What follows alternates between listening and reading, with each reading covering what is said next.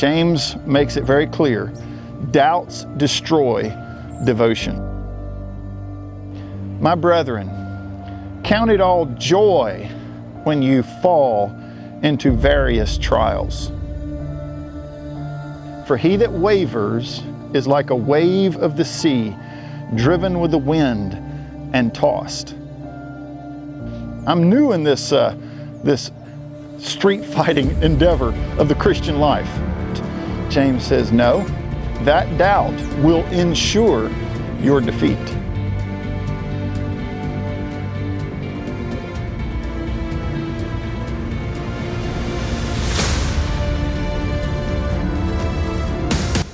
So are you ready to wrestle with Jesus' brother? He hits pretty hard. In fact, in today's lesson, I think he's going to hold you in a half Nelson before this is over with. He's dealing with doubt. And he says there's just simply no room for doubt in the life of the believer. When you think about it, if you go back to Genesis chapter 1, 2, and 3, the story of Adam and Eve in the garden, it was doubt concerning what God had said that condemned the whole human race. God simply doesn't tolerate doubt. Listen to these words from James chapter 1. It's not exactly what James says, it's kind of my interpretation of it, but follow along here. James, a servant of God and of the Lord Jesus Christ, to the 12 tribes which are scattered abroad, greeting.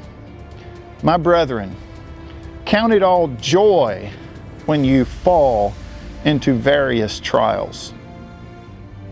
Joy when you fall? Joy when you are going through trials? More than one trial? Be happy about it? Rejoice? Really, James? Knowing this, he says, that the trying of your faith produces patience. But let patience have her perfect work, that you may be perfect and entire, lacking nothing. If any of you lack wisdom, in other words, you're facing trials, you're going through hard times, and you can't see the purpose in it, and you don't know what you're supposed to do in response, he says, hey, don't complain about it. Ask God for wisdom. If you don't have the wisdom you need, just ask God. He gives to all men liberally and without rebuke, and it will be given him. But let him ask in faith, without doubting, without hesitation.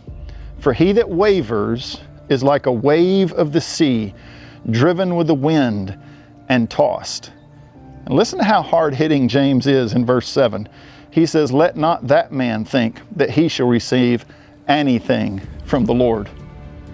He says, if you don't know what to do, if you don't have the wisdom that you need to go through the trials that you're facing in life, the trials that you're supposed to be happy about in the first place, he says, all you gotta do is ask God.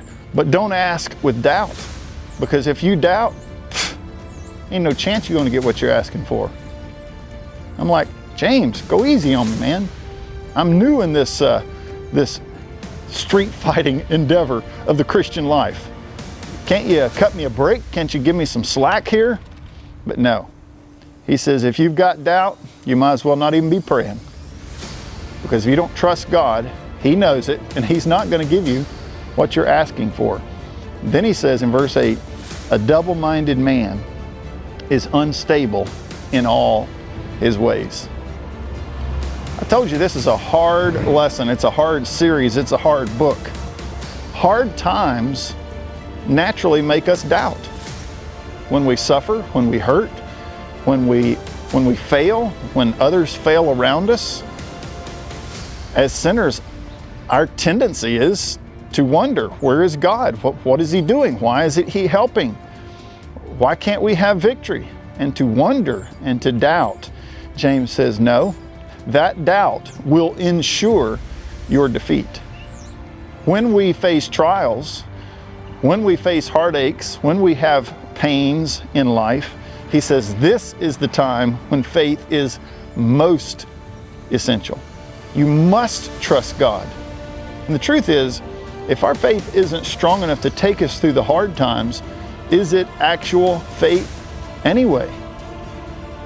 Does it really take faith to enjoy some kind of comfort, to enjoy some kind of ease or some kind of blessing? James makes it very clear. Doubts destroy devotion. I want to be a devoted saint, don't you? I want to be faithful. I want to do what is right and what is pleasing to God. If I'm going to do that, I'm going to have to live my life without doubt. Is that in your face enough?